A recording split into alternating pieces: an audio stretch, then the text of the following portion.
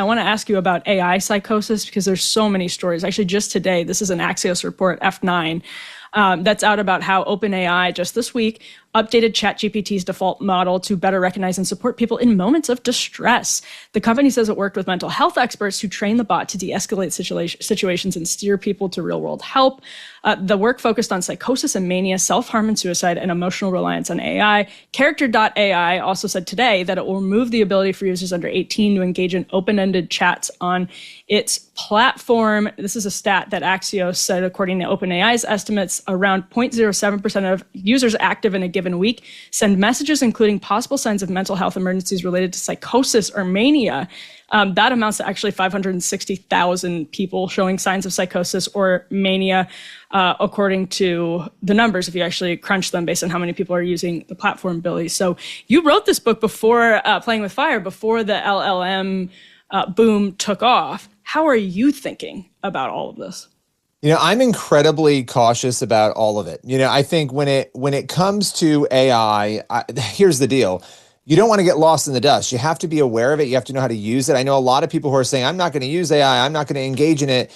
Okay, fine. You can say that all day, but it's part of our lives. And we have really, from a Christian perspective, if you want to get the Bible out to people, it can help you translate it. There's a lot of good things that AI can do. But on the flip side of that, the fact that people are becoming addicted to AI, that they're getting in relationships with AI, they're, looking to AI for all the answers. I think the biggest danger of AI is, those strange things, the fact that people can get sucked into it mentally. All of that is important and we need to pay attention to. But the bigger thing is that it creates a laziness in a lot of us. It can do so much for us that the danger to me in a culture that already is so dumbed down, confused, and lost is that now you have this tool that can allow you to be more dumbed down, confused, and lost by just giving all of your sort of attention away and saying, hey, do this assignment for me, write this article for me, think for me.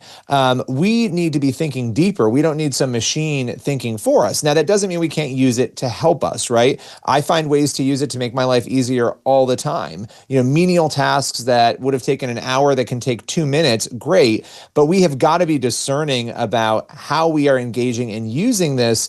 And also the other piece of this, who controls the AI, right? It's like, it's this force we don't know. Like, who owns each AI tool? Well, they're all owned by different people. What do those people believe? What are those tools being trained to say? Are there biases that we need to be aware of in all of this? Yeah, the answer is yes. We need to be very aware. And I think a lot of us are very happy to just log on and use it and not think twice. But I'll stop there. There's a lot to unpack, and I think there'll be even more in the months and years to come. Well, there's a lot of debate in Christian circles, and I know you're up on all of this, Billy, about the potential for demonic possession via large language models. It's something that John Daniel Davidson, Rod Dreher have talked about. Again, you've written about this even before LLMs were a thing. What do you make of that potentiality? Yeah, again, this is going to sound crazy to non-believers, people who don't believe. It's going to sound nuts.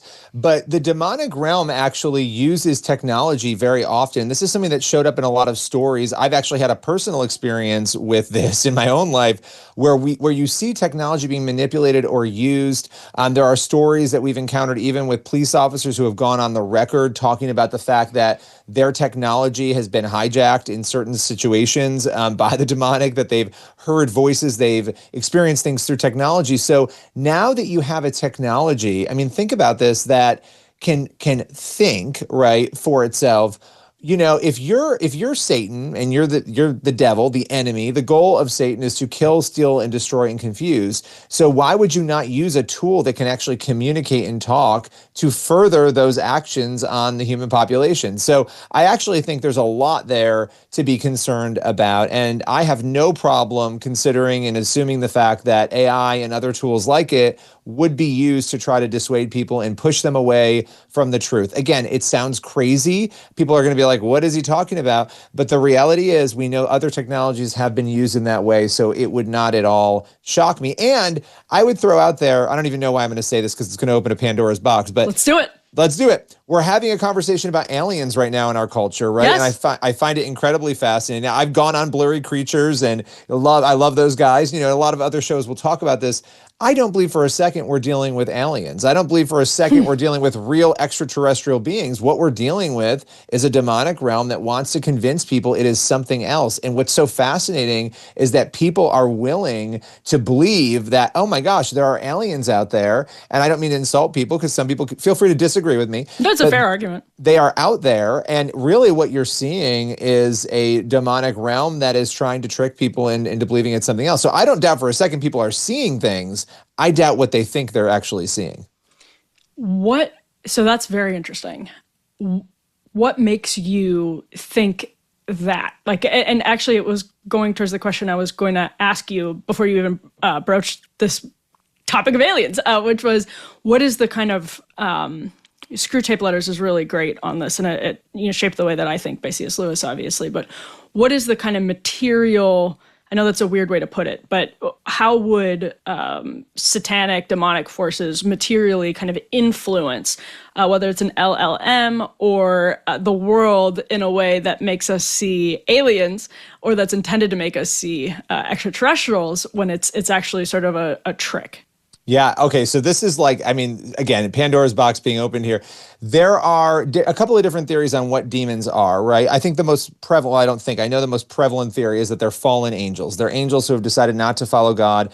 There's also the Nephilim theory, which we won't get into, but let's say they're fallen angels. You can Google that, everyone. You can Google it. Yeah. It's a whole thing. But, fallen angels. Now, what we see in the Bible is that angels are actually able to show up, in fact, in different forms. They often look like people, even though they don't really look like people. They will show up. And so you see these stories and you think, oh, that's really interesting.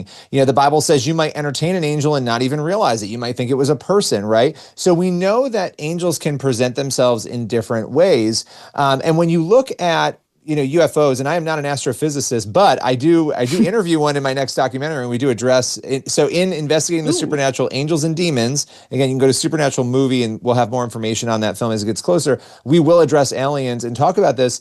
It's interesting. Where are all the spacecrafts? Where are all the physical items? They don't exist. People will say, oh, they are out there. Well, none of us have seen them. We've not touched them. You have people saying that they've seen things in the sky. They've encountered creatures. We have people talking about that, but we don't see any physical manifestation of that. So it seems to be a very spiritual thing. But here's the other thing. And this is so interesting. When you're looking at the encounters that people have, and I would encourage people to go and Google this and look at it, with aliens, supposed aliens, they mirror 100% the experience that people have with possession, that they have with the demonic. It is the same exact, it's terrifying. Nobody has a good encounter with aliens. It doesn't happen. They're literally mirrors of one another. And so there are a lot of other things that we could talk about and unpack, but some of those things seem to really point to, okay, these seem to be the same spiritual beings showing up as dead people when they're not, showing up as aliens when they're not. And again, the whole goal is to confuse people, and that's really all that it does. Have you ever noticed those very creepy ads that pop up on your phone and seem to know exactly where you've been, what you've bought, even what you've been talking about? You've probably asked yourself, is my phone monitoring me? The truth is, your smartphone is constantly collecting and leaking data without your knowledge or consent. Every day it builds a detailed profile of your life, your location, your habits, your interests, even the people with whom you communicate. That information is, of course, then funneled into an invisible marketplace where it's tracked, analyzed, and sold to the highest bidder, which, by the way, could include the government. It's not just annoying, it's invasive, and it's happening all the time. But the UP phone, the Up phone by Unplugged, is different. It's designed to protect your privacy from the ground up. No hidden trackers, no data mining, just a secure, streamlined smartphone experience that puts you back in control, whether you're texting, browsing, or using apps. The Up phone ensures your personal information stays personal. It's the phone for people who are done being watched, ready to take back your digital privacy. Visit unplugged.com/Emily and get $25 off a phone case with a purchase of a phone. Learn more and order your Up phone, UP phone today. That's unplugged.com/Emily, because your life should be yours and not theirs.